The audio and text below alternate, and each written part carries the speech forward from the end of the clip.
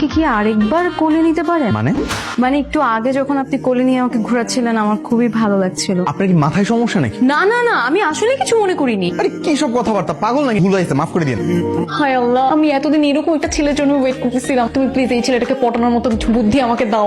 কিসের দোয়া করছিস এত? দোস্ত দুলা বেড়ে পেয়ে গেছি। দুলাভাই পেয়ে গেছিস মানে কিসের দুলাভাই? আরে তোর বাসায় তো পাইছি, চল দেখাই তোকে।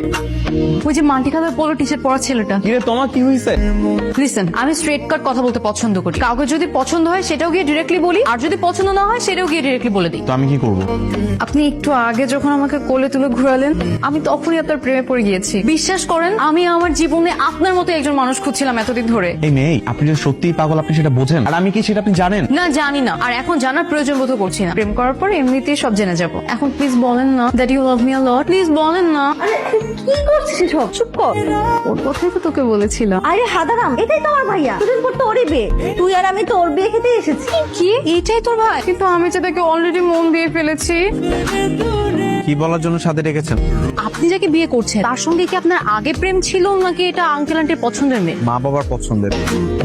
তাহলে তো কোনো সমস্যাই নাই। চল হাজি কাজী অফিসে গিয়ে বিয়েটা করে ফেলি। একবার বিয়ে হয়ে গেলে না সবাই মেনে নিবে।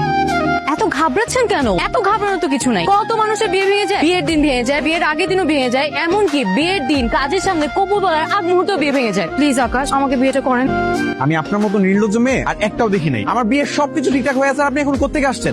আপনি যা বলবেন আমি তাই করতে রাজি আছি। আপনি যদি আমাকে বলেন যে সবার সামনে গিয়ে আমার মনের কথাটা বলবো যে আমি আপনাকে পছন্দ করি, আমি এটা বলতে রাজি। তাও আমাকে বিয়েটা করেন। আপনি যাবেন এখান থেকে?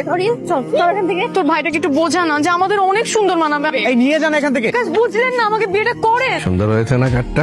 আরে সালাম করতে হবে না, সালাম করতে হবে না। আসলে আঙ্কেল, আমি ছোটবেলা থেকে একটু ধার্মিক স্বভাবের মেয়ে, তো বড়দের সম্মান না করলে আবার আমার মনে শান্তিই লাগে না। আন্টি জানেন, আমি না বাসার সব কাজ করতে পারি, মানে ঘর মোছা, কাপড় ধোয়া, রান্না বান্না করা, বাজার করা, সব মানে সব। আচ্ছা আন্টি, আকাশের যার সাথে বিয়ে হচ্ছে সে কি সব পারে? না, ঠিক সব পারে না, তবে কিছু কিছু পারে। আমি বলি কি আন্টি, বিয়েটা ক্যান্সেল করে দেন।